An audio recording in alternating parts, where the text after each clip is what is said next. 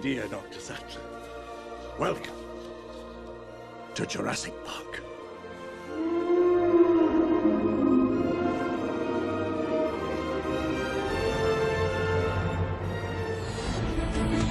Oh!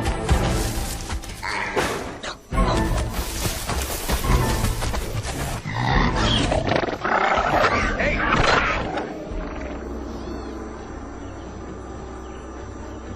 Okay. Eyes on me. Blue. Blue. Watch it. Charlie, hey! Don't give me that shit.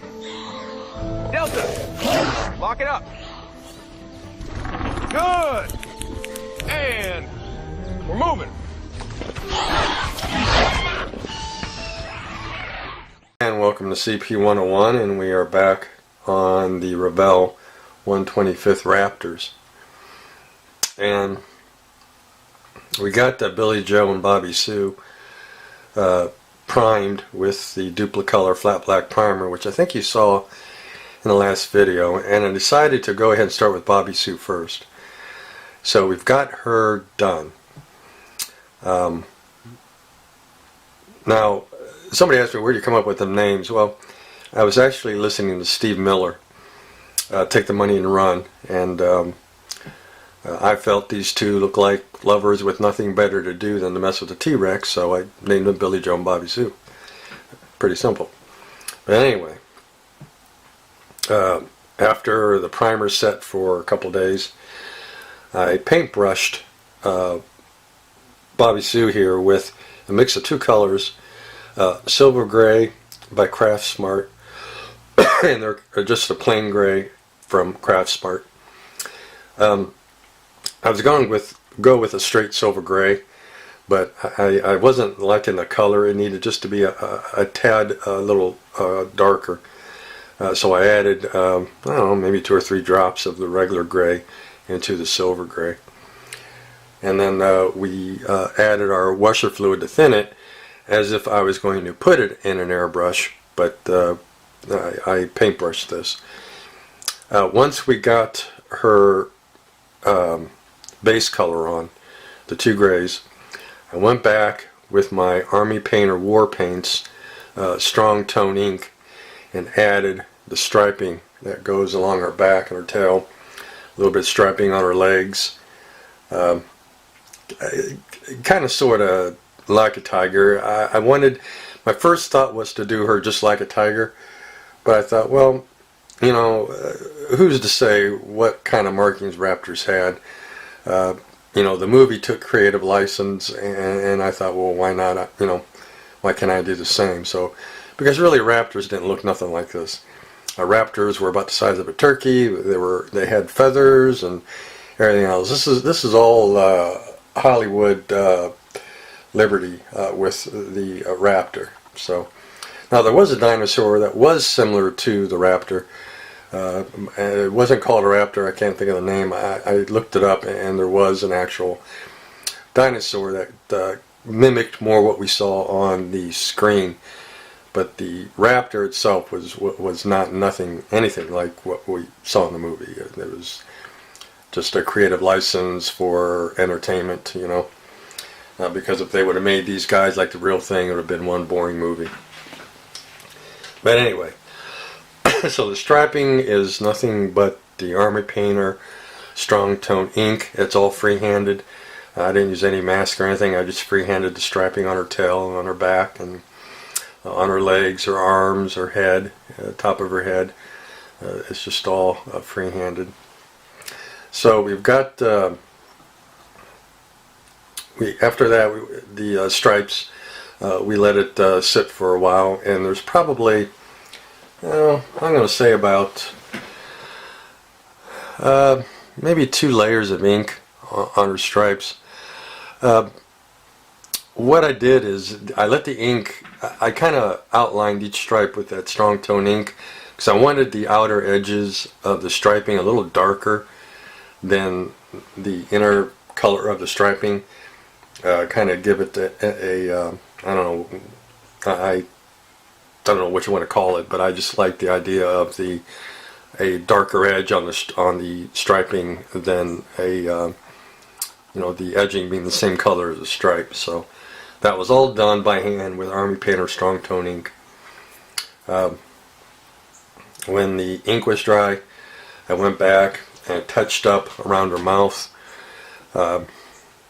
We did her claws in Delta Ceram Coat, what is this? Autumn Brown. Her claws on her feet, her claws on her hands are all the Autumn Brown. I was going to go with the black or gray, but I wanted to do something. Actually, I did in the colors of my dog's nails. She's a buff colored greyhound, and her nails are like a brown. Actually, her nails are kind of weird. She's got brown, black. Her nails are different colors, which is kind of odd, but I kind of like that shade of brown, so I went with brown on her nails, and it was the Autumn Brown. And then I went back over the nails, both on her hands and feet, with the Army Painter Strong Tone ink again, to give it some, bring out some of the detailing of the claws, and to give it a little bit of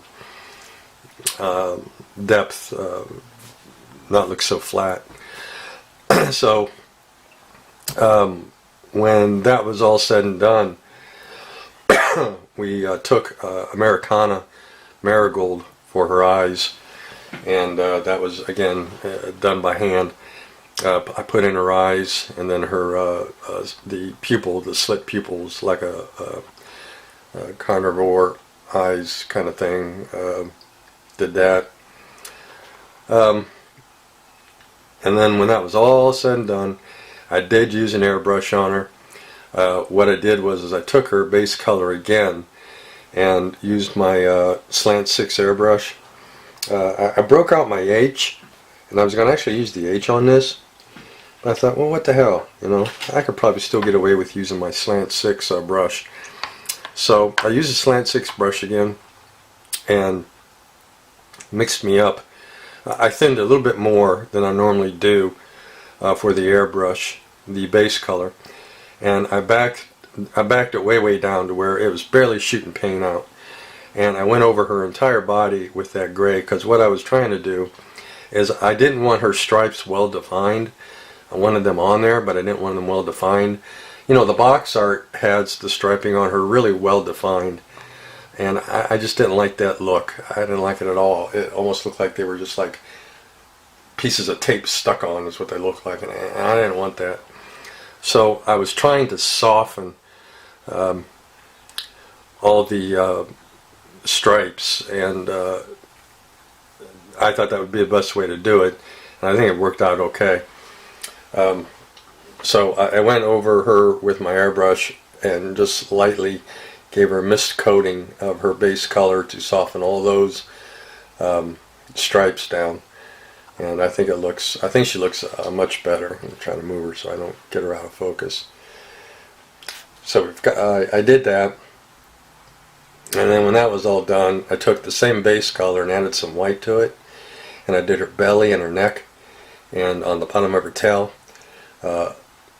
in that really lightened gray base color, and I just added white to it. I added, excuse me, I think I added folk art wicker white to the gray, and again with my Slant 6 airbrush I backed it way down because I didn't want too wide of a pattern on the white, and I shot her neck and then her belly and then her underside of her tail with that white, well, grayish kind of white.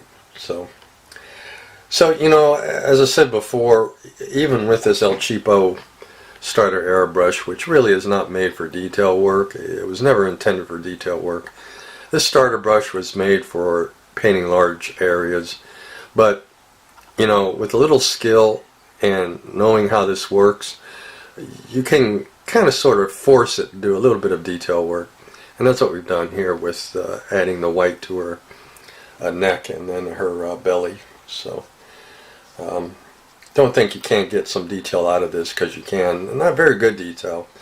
If you're trying to look for an exact detailing airbrush, because you do miniatures or some kind of fine work, you don't want to use this at all.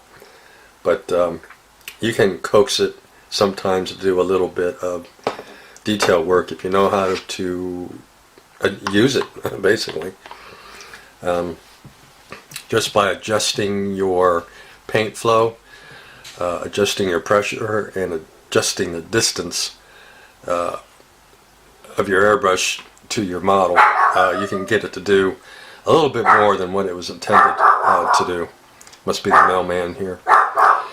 But anyway, we got all that done, and then that's it. I think I'm done. I don't want to do too much to her. Oh, I did do one more thing. After I got all that done, we put Future on the eyes to kind of gloss them up. And then I took, I put her on the diorama base, and to me she looked like too clean. If she's a wild animal, she's not going to be squeaky clean. And I wanted to basically add a little bit of dirt, and I was going to use chalks on her, but I didn't. I thought the chalk would be too much. So what I did was I used the Army Painter soft tone ink and watered it down even more. So, and just went over her entire body with the soft tone ink, and that gave her a real light brown tint, almost as if she's a little dirty. And I think it made a big difference. She didn't look so new, so clean. That kind of bugged me. She looked good, but when I put her on a display, I just thought she kind of stuck out there because she was so clean. So by adding that bit of a really light brown cast to her over the gray, it makes her kind of look like she's been, out there doing her thing. So I kind of like that look. So that's Bobby Sue, and I don't know if I'm going to get to Billy Joe. I was hoping to get Billy Joe done, but it's kind of hard sitting here with this man purse, and I'm a bit tired from the chemo. So I think what I'm going to do is just kind of take it easy for at least today, see how I feel tomorrow, and see if I can readjust this man purse somehow, and get it to where I can sit here and do a little bit of work. Luckily, I only have to wear the man purse once a month for 4 days, and then that's it. So I don't know if I'll be doing any modeling, but we're going to give her a shot anyway, because you got to fight the good fight. You can't roll over and die and give up. We got to keep pushing, keep fighting, and keep building. It's the best remedy for depression. Get your mind occupied, working and moving. So we're gonna take Bobby Sue off of here real quick, and we're gonna put her on the base so you can kind of see how she looks on the base. So we're gonna readjust my camera because I have it in macro mode, and we're gonna put it back in regular mode. So I'm gonna be right back. We are back, and we're gonna move the camera out just a little bit. Excuse me here, you're going to get some vibration and a little bit of blurriness. So you can kind of see how she looks on the base. I think she looks pretty good. She's going to look great with Billy Joe on the other side of her. I think she's going to look really cool on here. And I still have to get my switch. I haven't gotten a hold of Jerry yet over at HDA. Give me a couple push button momentary switches.